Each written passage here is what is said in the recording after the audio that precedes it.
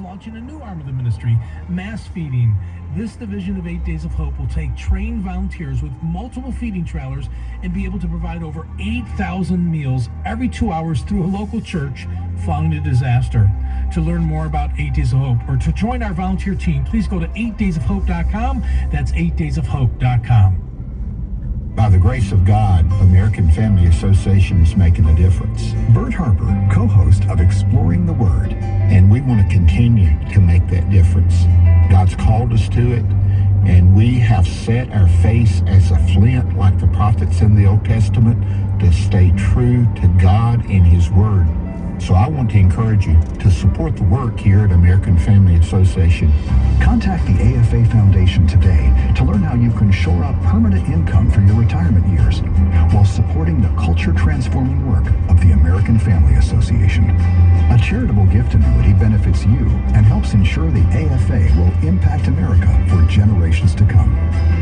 Call 800-326-4543, extension 345.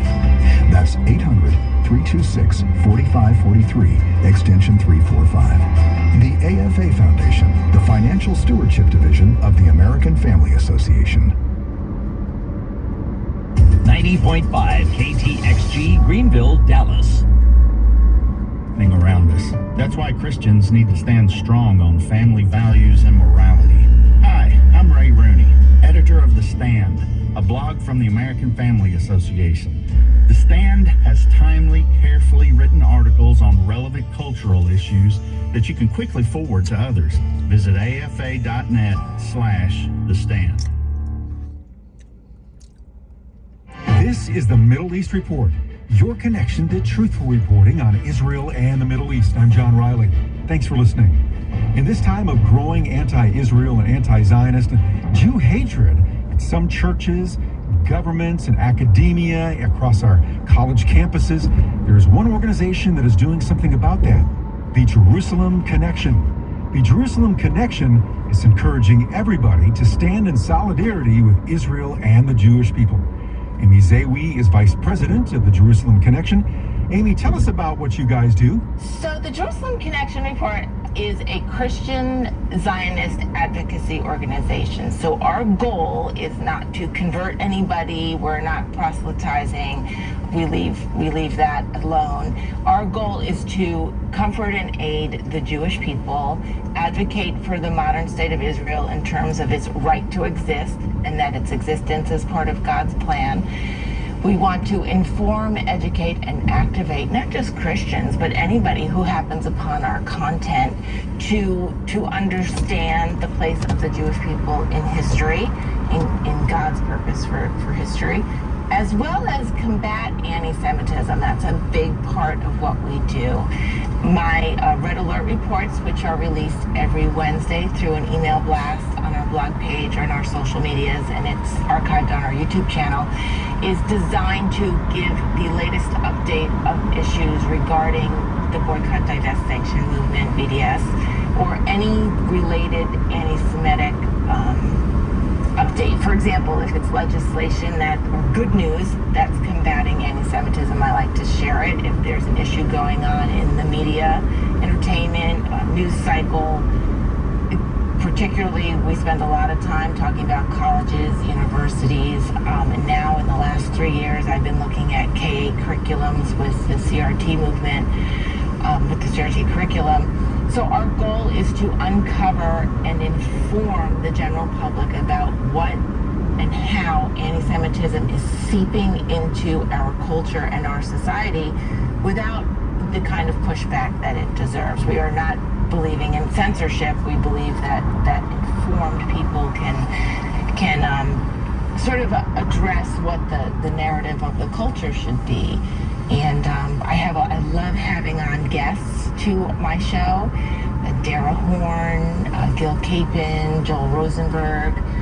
So whenever possible, I will have a subject matter expert, Jewish or Christian, come in and give a perspective on what we can do together to inform about anti-Semitism and what we can do together to combat it. In fact, Aaron Free, our good friend, he had me be a part of his book, The Casualty of Contempt, where we talk about the rising alarm of anti-Semitism and what we can do to stop it. And that's a collection of essays from a variety of Jewish and Christian writers from all walks of life, from basketball coaches to attorneys, to musicians, and to someone like me who produces educational content for a nonprofit and live and work in DC so that I can participate with my Jewish friends and neighbors in any event, whether it's to celebrate Israel or advocate for the Jewish people in combating anti-Zionism and anti-Semitism. You can find out more about the Jerusalem Connection when you visit thejerusalemconnection.us. thejerusalemconnection.us. They have a lot of great information on that website to help you stand in solidarity with the Jewish people. Amy also sends out an email alert that's called the Red Alert, and you can subscribe to that as well. thejerusalemconnection.us. That's the Middle East Reports. I'm John Riley. I want to encourage you to download a podcast of the show. You can do that at afr.net. Click on the podcast tab and look for the Middle East Report. We are also available on all of the major podcast platforms out there. Thanks for listening. On Tuesday, June 13, Indiana Republican Jim Banks questioned the Secretary of Health and Human Services, Xavier Becerra, during a hearing on the official position of Health and Human Services on hormone therapy and transition surgery for minors. He asked Becerra whether schools and healthcare providers who don't abide by their liberal policies might lose their federal funding, to which he declined to answer directly. Hello, I'm Sam Rohr, and let's just say that parents are getting fed up. When it comes to their children, they don't want them indoctrinated with transgender ideology. They don't want them sexualized or groomed, and with that, we agree, because it agrees with what God declares. Which is why on today's program we're going to hear from a man uniquely qualified to speak on this theme, a man who spent 25 years in the homosexual lifestyle. This is also a man who can speak with knowledge and hope as he's been changed by the power of the gospel. Today's program is not easy, but it's a necessary message of truth, biblical and loving. I hope that you'll stay tuned for today's topic, critically important for all people to understand, especially if we want to be informed believers. And we'll begin in just a few moments.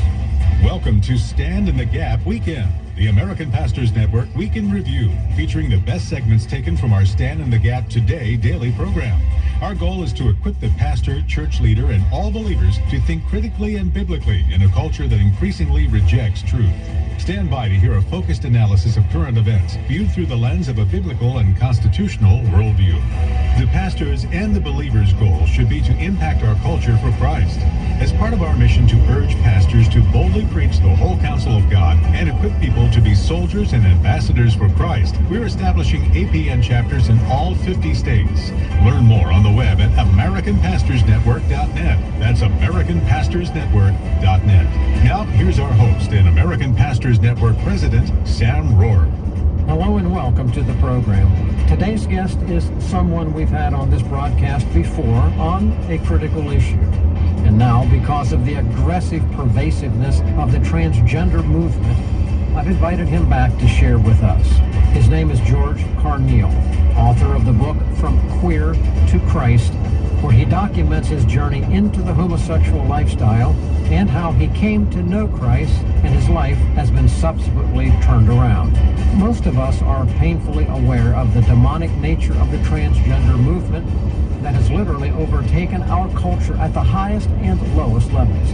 Parents are sadly sleepwalking their children into a life of torment and misery, a life which will never meet their expectations or fulfill their deepest desires and longings of their heart. In this program, we'll hear George describe in a necessarily direct but not gratuitous detail how this lifestyle will only offer destruction, pain, and permanent harm. This isn't to say that there's no hope for those who've made wrong decisions in this area, because there is. Forgiveness, restoration, healing, and deliverance are all made possible through the power and the blood of Jesus Christ, But the Lord willing, the counsel of one who knows today can prevent people from starting down that road that in most cases is impossible to correct. Today's program is a program of warning. Biblical hope delivered in truth with love. We'll begin with a defining of critical terms as we begin today's program, Transgenderism Exposed, biblically, truthfully, and lovingly. In normal English word construction, the use of the prefix trans, according to the Latin originally, simply means beyond, as in transatlantic, or lying beyond the Atlantic, or, for instance, transcendent, as in transcendent worth, literally lying beyond the typical worth. But when trans is connected to the morally established and scientifically fixed reality of defined gender, as in transgender or transgenderism, as in our truth, I'm going to say truth-impaled, lawless, corrupted, and immoral society, the drive to effectively force the acceptance of two mutually exclusive words, such as trans and gender, is literally producing conflict of all types. And in describing such an effort, it's insufficient to just use the word woke as an example to describe the general cultural attitude behind the drive to force the concept of transgender as an equal or positive development within the arenas of defined moral, scientific, medical, spiritual, psychological, or physiological standards and norms. Yet we see our nation literally being torn apart by a small but vocal political and ideological contingent. And when promoted by government at the highest levels, such as the State Department, the Departments of Justice and Education and Defense, and even just yesterday by the White House, where Joe Biden, president, attempted to force the nation of Poland to permit transgender and drag rallies, well, division is being driven deep, forcing people to either understand and defend what is morally and scientifically true, or to accept as normal the conflicting combining of two good terms, trans and gender. So today I'm going to engage this subject with a special guest who is very qualified to speak on this issue. He's an author, he's the son of a pastor, and he's someone who's experienced more than most people can imagine, but he does, speaks truth in love to this issue. He's also the author of the book, From Queer to Christ, My Journey into the Light. And that book is available at, well, the guest's name is George Carneal, and it's available at georgecarneal.com, and you can find it there. But my title today is this: Transgenderism Exposed, biblically, truthfully. Oh my God, I don't want to get no trouble from YouTube. Right now, George Carneal. Thank you for being back with me on the program, George. Thank you, Sam, for having me back. George, you were with Gary Doll and me, co-hosting the program, on this program almost exactly now 4 years ago, June 27th, 2019, where you related in a powerful way your life experience and personal, physical, and spiritual journey. And our title there was tied to this book you wrote, but it was From Sexual Bondage to Spiritual Freedom, a True Story. It was a powerful program. And we don't have time for you to give your entire testimony right now, but for the purpose of establishing your credentials, your frame of reference, and your passion to speak publicly about this danger of transgenderism, would you just share a little bit what you think would be most helpful for people to understand you and why you are wanting to help educate and inform as many people as possible on this issue? Yes, I spent 25 years in that life, and I really want to sound the alarm that what you are being told by the media and by Hollywood, even the LGBT activists, and especially the liberal theologians who are lying, who are twisting God's word, which has kept people like me and so many others in bondage. It's really exposing the reality of that life. You are being given a sanitized version of what that lifestyle is really like. And people like me who come out of that life are warning and exposing what it is really like once you push and affirm an individual to go into that life. And my book really just gives an overview of that, and plus the mindset of what it's like for so many who are struggling with their faith and the issue of same-sex attraction. I really want to encourage people to arm yourselves with information and listen to the stories of ex-gay, lesbian, and transgender Hey, well, how are you? I tried to find your phone number. Oh, you, No, okay. That day you gave it to me, I put Yeah. it in one of these. Yeah. I put it in one of these pouches, and I left it here. Oh, When I left, wow. I mean, did you came? yeah, I came. How was Yes, it? Oh, was did you like great. it? was Okay, did great. you eat? Huh? Did you eat? We ate a little bit. Oh, My little daughter bit. wasn't feeling all that. Oh, okay. So we ate a little bit. But Yeah. it was good. It was really So, good. I could have meet you, you know. I mean, but I let you know the next time that when the event happens again, once a month. I'll tell you what. I'm gonna get your phone number right Uh-huh. now. Or transgenderism, which is the focus today, but identify and define those terms that are a part of this debate on the subject we're going to talk about today. Nakajima, N-A,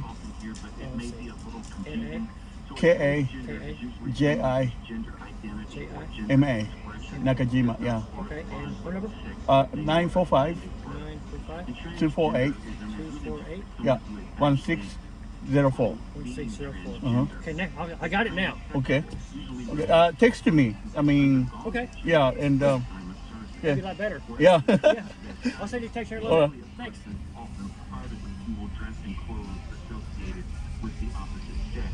And then lastly, drag queen, which is usually just gay men who dress as women, over the top in appearance, of course, and they entertain audiences. But the drag queens are usually just gay men. Rarely do you find someone struggling with gender dysphoria. But I know sometimes these words are often used and can be confusing to people, but I hope that kind of compartmentalizes and helps people to understand it a little better. Well, it does. It does. And I think for most people, they would not have been able to make that distinction as you're talking about it. So we've got about 45 seconds, but for the sake of those who are listening maybe the first time and didn't write it down, could you just quickly go through those five very quickly and identify the definition again one more time? Yes, transgender is someone whose gender identity or gender expression does not correspond with the sex that they were assigned at birth. And transgender is pretty much someone who is actually, quote, being transgender and living it. But the transsexual is really related to a person who has actually undergone the gender reassignment surgery. And then, of course, transvestite is a person who has been private, dressed in clothes of the opposite sex. It's kind of a fetish for them. And then lastly, drag queen. Almost all people are just gay men. Are gay and they just love to dress up as women and be over the top in their appearance and to entertain audiences. All right, that's perfect. Ladies and gentlemen, when we come back, again, the theme today, call your friends. If you're listening right now, call your friends. Let them listen to this. This is a timely program, and it's a theme, as we all know, many are afraid to touch. But we cannot be afraid to touch a theme that goes to the heart of who and what God made people to be. Our theme today is transgenderism exposed, biblically, truthfully, lovingly. My special guest is George Carneal. He's the author of the book From Queer to Christ, My Journey into the Light. When we come back, we're going to go from definition to describing the problem and describing what actually happens in this whole process and the implications as a result of it.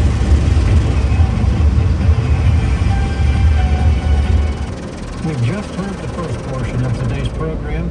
And I don't know about you, but the definitions George shared were extremely helpful to me in understanding some of the confusing terms we hear so often in the media. George Carneal is our guest today, and in the next segment, he's going to describe what actually happens when someone undergoes gender reassignment surgery and hormone therapy. It's truly horrific to think that the medical world is accepting and performing these procedures on innocent individuals. These are people, many of them young, who are truly suffering with emotional and mental struggles and are looking for answers. And instead of the help they should receive, they're being given health issues of indescribable proportions, causing even more pain and distress and heartache. If you or anyone you know is considering these kinds of medical services, I urge you to carefully listen to this next segment before doing so. And because of the detailed nature of this segment, please be alert if you have young children who are listening. Well, our theme today is transgenderism exposed, biblically,